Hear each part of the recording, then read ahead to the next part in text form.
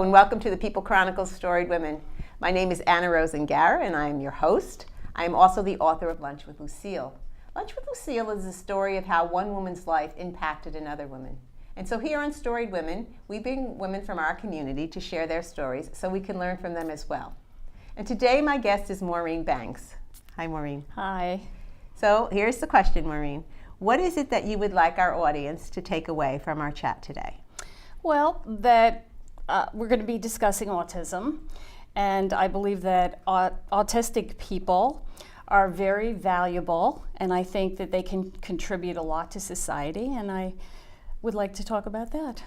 Oh, okay. All right, so we have to remember that autistic people are people, and that they can be productive members of our society. Absolutely. Yeah. So how did you come to this?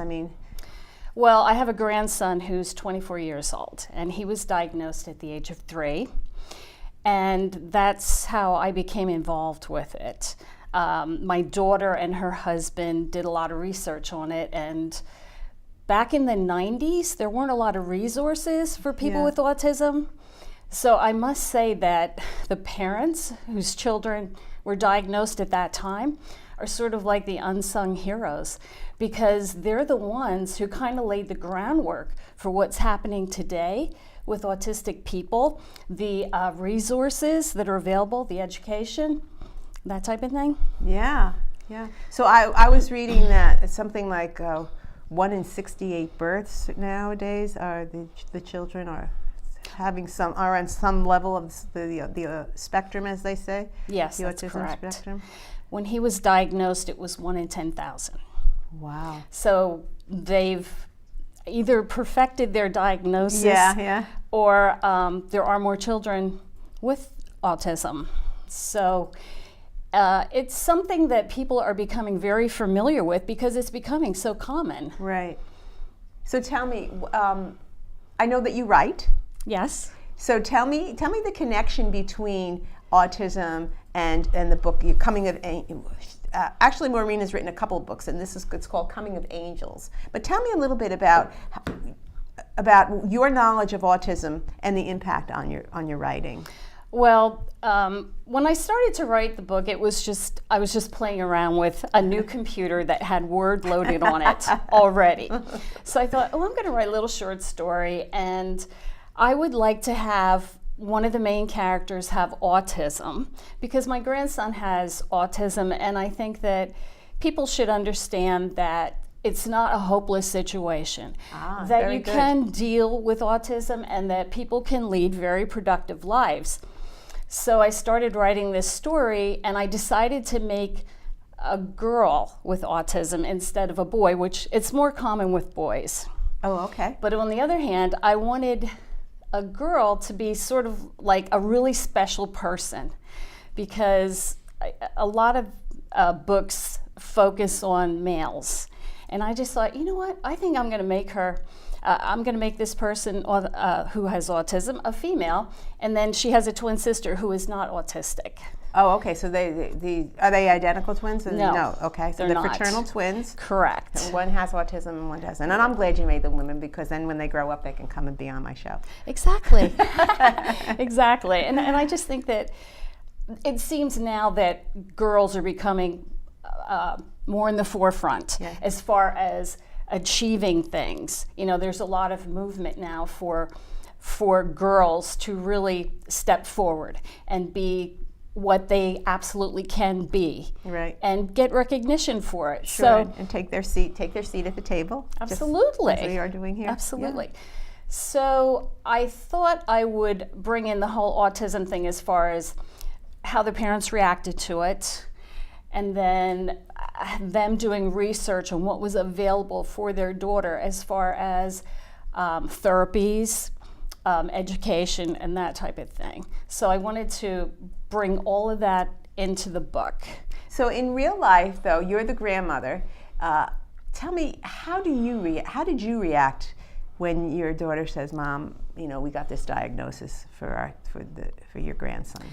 Well, I told her that I would support her in any way that I could. But what's the first thing that goes through your mind? I mean, what is the first feeling, I guess, that goes through your mind? Well, mostly I was concerned about her because a lot of times the parents, and I think the mother in particular, feels they've done something wrong. Like, did I eat something wrong? Did I do too much exercise? What did I do wrong? Why does my child have autism? So I did a lot of discussing with her about it, telling her it wasn't your fault, it's nothing you did. It's just one of those things, and someday they're going to find out what is really causing it. But for now, don't punish yourself. It wasn't you. You didn't do anything wrong.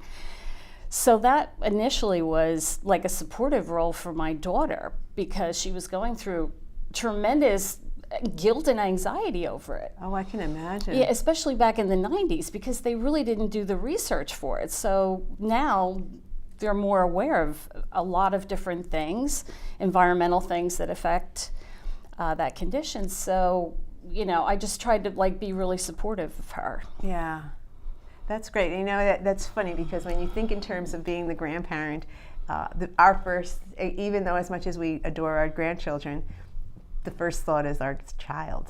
Yes. Regardless of how old they are. And so her job is to take care of her child, but our job is to take care of our child. Exactly. Yeah. Exactly. And to support her as she supports her child. Yes. That's wonderful. I can only almost imagine, what she goes through and the pain and the anxiety. But then, and to feel so out of control. Yes. And then, like I had said before, back in the 90s, you really didn't have the resources. So she had to go through court to get the proper education for her child. She had to fight with school districts. She put him on a special organic diet, a gluten-free diet. She did a lot of research. She had different therapists work with him on a daily basis. It's a very rigorous kind of program, really. You don't have just one therapist working with your child all the time. You have different therapists coming in because it is really kind of a grueling program, but it definitely pays off. But she had to go through a lot to get that support for her child. And the parents of the early diagnoses of autism really paved the way for, the ones after 2000 that were diagnosed with autism because they're the ones who brought the issue out in the open.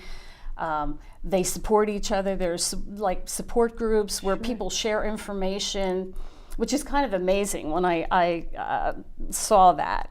One parent will say, we signed our child up for this and you should try it out. And they really do network a lot, which is really good because you really need to get the information. Right. You need to, it's an issue that can be a lot easier to deal with if you have support. Support. And then when you have the support, then you feel that you're in control and that you can then do something about it, So that has all inspired you to write your book. Yes. Right. So in the book, do you make the parent of the autistic daughter go through the same emotion and the same process? I mean, are you writing from your experience? Yes. So was this definitely cathartic for you in a way? Well, it is in a way. Of course, the book is not just about autism, right, but it's a part of it that's very important. And I'm trying to bring things out in the books that people can relate to and that might help them deal with something or understand something. So that was pretty much. And if somebody wanted to buy your book, Coming of Angels, let me see, we got Strange Happenings, Book 1, and Contact, Book 2. If somebody, can you see them? If somebody would want to pick them up, where would they go? They could order them on Amazon. Amazon's got them? It's available on Kindle. Okay. And Mastoff Press. The Mastoff Press. Yes. Okay. Well, I appreciate you coming in, Maureen, and really reminding us that regardless of who you are and what life has given you, and if you do happen to have autism, that we can all live productive lives. Absolutely. Our own unique productive life. Very important. Yes. Thank you, Maureen. Thank you. And thank you for listening. Thank you for following Storied Women on the People Chronicles. Please subscribe to our YouTube channel, The People Chronicles, and you won't miss any stories. These stories are made possible in part by Queen City Restaurant, Greth Homes, Heidelberg Family Restaurant, and Spring Ridge Financial.